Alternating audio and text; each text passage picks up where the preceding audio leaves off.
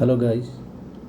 तो लास्ट में हमारी जो क्लास थी वो कार्डियक सिस्टम से रिलेटेड थी। उस दिन हम थोड़े नोट्स से डायरेक्ट इंफॉर्मेशन कन्वे किए थे, तो आज थोड़ा डायग्राम के अकॉर्डिंग कर लेते हैं तो चीज़ें क्लियरली समझ आ जाएगी। तो आज मैं वैसे तो गूगल से डाउनलोड करके लाया हूँ, बट उसी में हम प्रॉपरली समझेंगे क्या क्या कहाँ पे क्या चीज़ है क्या नहीं है ऐसे। तो ये जो डायग्राम है इसको वर्टिकली कट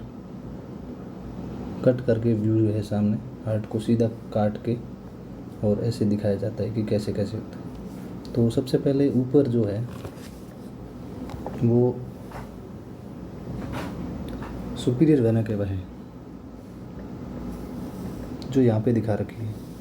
ये अपर पार्ट ऑफ बॉडी से ब्लड को राइट एट्रियम में लाती है और वो डीऑक्सीजनेटेड ब्लड होता है। जितनी भी सुपीरियर वेना केवा मतलब वेंस का ही बड़ा पार्ट है, इसीलिए वेना बोला है। तो जितनी भी वेंस होती है बॉडी में वो ब्लड को हार्ट के अंदर लाती है और मोस्टली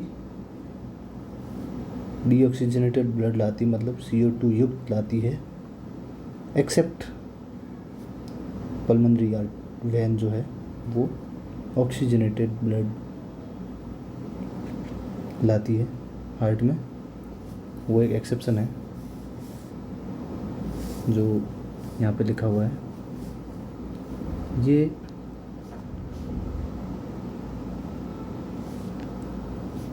लंग से हार्ट में लाती है और वो ऑक्सीजनेटेड ब्लड होता है।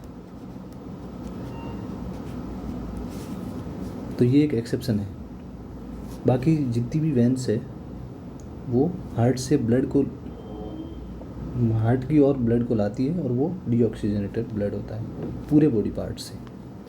तो वो फिर सुपीरियर वेना केवा है वो राइट एट्रियम में अपर बॉडी पार्ट से लाती है और ये जो नीचे इन्फीरियर वेना केवा है ये लोअर बॉडी पार्ट से, ये भी राइट एट्रियम में ब्लड लाती है और ये भी CO2 युक्त है, डीऑक्सीजनेटेड बोल सकते हो।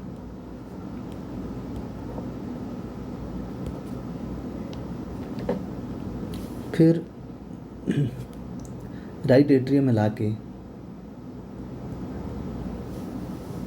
ट्राइकस्पिड वाल के थ्रू ब्लड जो है वो राइट वेंट्रिकल्स में आता है। और ये ट्राइकस्पिड इसलिए है कि इसके 3 कस्प हैं, 1, 2 और 3, इसलिए इसको ट्राइकस्पिड बोलते हैं। दिखने में तो ये बाइकस्पिड और ट्राइकस्पिड सेम ही लगते हैं, बट इसके 3 कस्प है, ये इस साइड है, 1, 2 और 3। फिर राइट एट्रियम से डीऑक्सीजनेटेड ब्लड है जो वो पल्मोनरी आर्टरी के थ्रू, ये पल्मोनरी वाल्व है उसके थ्रू लंग की तरफ चला जाता है और यहाँ से राइट लंग और लेफ्ट लंग की तरफ, फिर लंग से होते हुए फिर वापस ये जो पल्मोनरी वेन है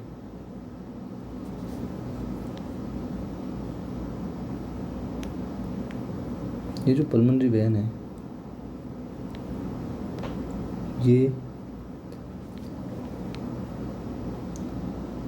पल्मोनरी आर्टरी के थ्रू लंग में गए, लंग से फिर पल्मोनरी वेन के थ्रू फिर लेफ्ट एट्रियम में आ गया। लेफ्ट एट्रियम से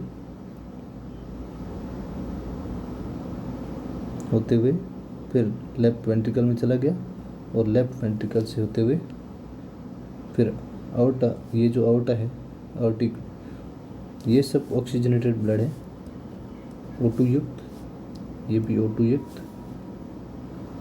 फिर यहाँ से होते हुए आउटिक वाल के थ्रू एओर्टा को चला जाता है और एओर्टा के आर्च ऑफ एओर्टा पे 3-4 पार्ट होते हैं। एक कॉमन कैरोटिड आर्टरी है, ये लेफ्ट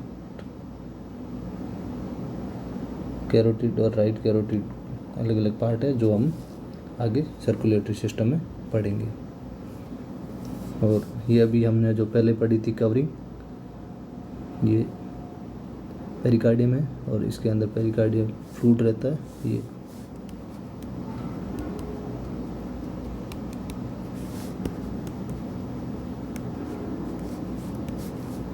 जो हमने पहले पढ़ा था।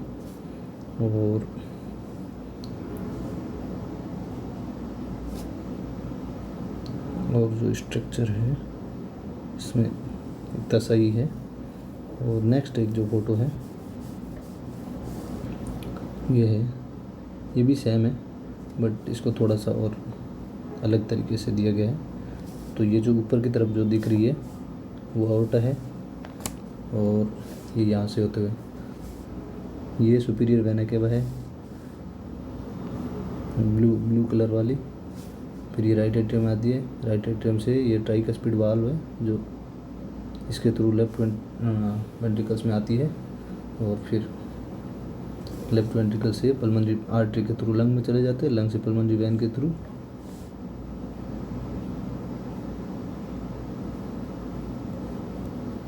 पल्मोनरी वेन के थ्रू लेफ्ट वेंट्रिकल में आती है और लेफ्ट वेंट्रिकल से मिट्रल वाल के थ्रू लेफ्ट एट्रियम से लेफ्ट वेंट्रिकल में मिट्रल वाल के थ्रू आती है और फिर यहाँ से एओर्टिक वाल के थ्रू एओर्टा में और एओर्टा से होकर पूरी बॉडी में सप्लाई हो जाता है। और इसमें एक एक्स्ट्रा चीज़ जो है वो है सेप्टर। ये जो बीच में है ये सेप्टम है, ये इंट्रावेंट्रिकुलर सेप्टम है, दो वेंट्रिकल्स के बीच में।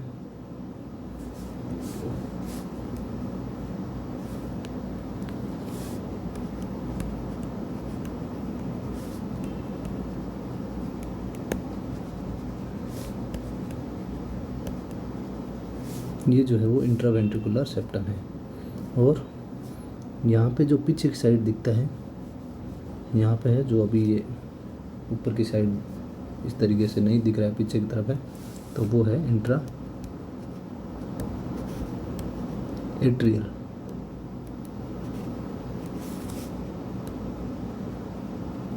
सेप्टम। और फिर एक चीज़ और, कंडक्शन सिस्टम के थ्रू देख रहे थे तो वो ऐसे नोड जो होता है वो यहाँ पे ऐसे नोड होता है और यहाँ पे लोकेटेड होता है एवी नोड और ये इसी थ्रू में बंडल ऑफ हीज होता है और फिर यहाँ से ये पूरा पुरकिंजे फाइबर होता है जो कि कंडक्शन सिस्टम को आगे बढ़ाता है। तो ये जो पिछली क्लास में हमने कुछ इन्फॉर्मेशन मिस तो नहीं की थी बट जो की थी थोड़ी बहुत, तो अभी फ़ोटो के थ्रू समझने से इजीली समझ आ जाता है। तो आज के लिए इतना ही, बाकी नेक्स्ट क्लास में नेक्स्ट टॉपिक के साथ बात करेंगे। कुछ भी अगर डाउट वगैरह है तो आप कमेंट बॉक्स में कमेंट कर सकते हैं। Thank you.